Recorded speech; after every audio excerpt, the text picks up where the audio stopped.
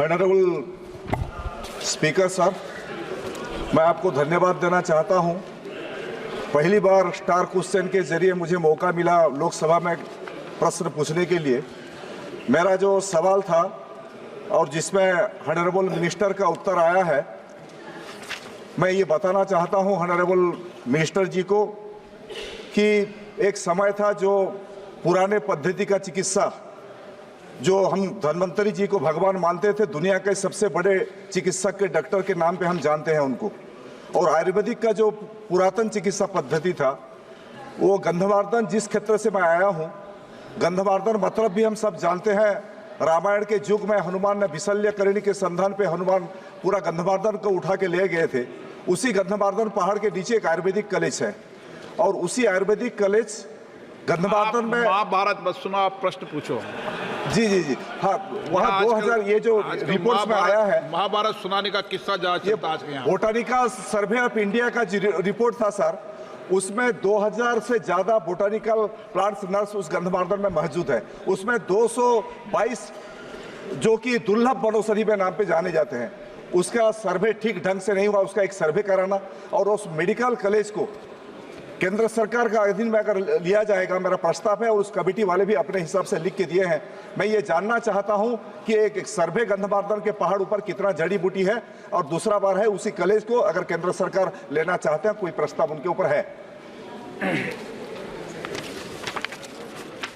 अध्यक्ष महोदय, सम्माननीय सदस्य ने जो यहाँ पर प्रश्न उपस्थित किया, जो गंधमार्दन पहाड़ियों पे उन्होंने बताया कि 2200 कुछ वन औषधियों के पौधे या झाड़ वहाँ पर है, लेकिन भारतीय वनस्पति सर्वेक्षण BSI के प्राप्त जानकारी के अनुसार 2009 के दौरान ओडिशा के बारगढ़ के मंदगर्दन पहाड़ियों में कुल 912 पौधों की प्रजातियां पाई गई, जिसमें से 345 प्रजातियां औषधीय पौधों के रूप में वर्गीकृत था।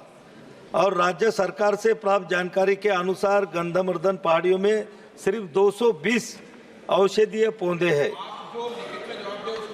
मैं उसको नहीं पढ़ रहा, मैं दूसरे पढ़ रहा हूँ उनको।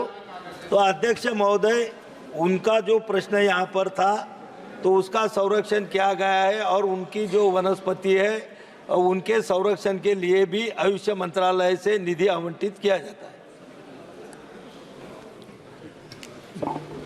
उसमें जो वनौषधि के बारे में जो रिपोर्ट आपके पास है उड़ीसा सरकार की तरफ से, वहाँ बीजू जनता दल का सरकार था, वहाँ एक माइनिंग चला रहे थे उन लोग, जिसके खिलाफ एक बहुत बड़ा मूवमेंट चला था गंधमार्दन सुरक्षा के लिए। उसी मूवमेंट से हम पॉलिटिक्स में आए हैं, तो उनका रिपोर्ट जो सही नहीं है। मैं आपसे अनुरोध करना चाहता हूँ, जो विशल्यकरणी वही गंधमार्दन से निकला है, तो एक बार सर्वे उसको आपका डिपार्टमेंट से मैं चाहता हूँ, एक आप सर्वे करा सकते हैं क्या?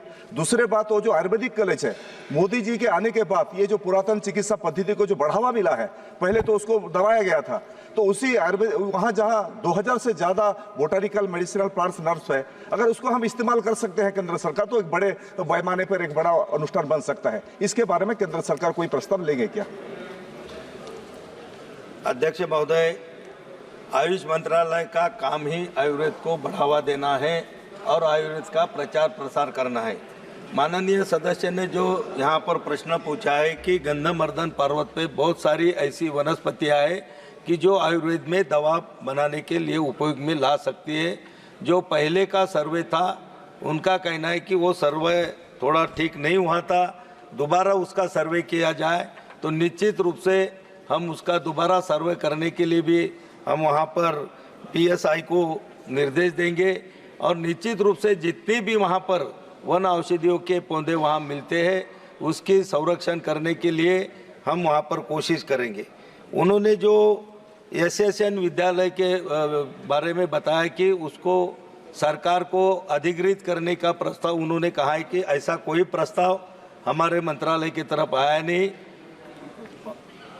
और इन्होंने जो जैविक विविध बोर्ड के बारे में बताया, निश्चित उसके माध्यम से भी इसका पूरा सर्वे किया जाएगा।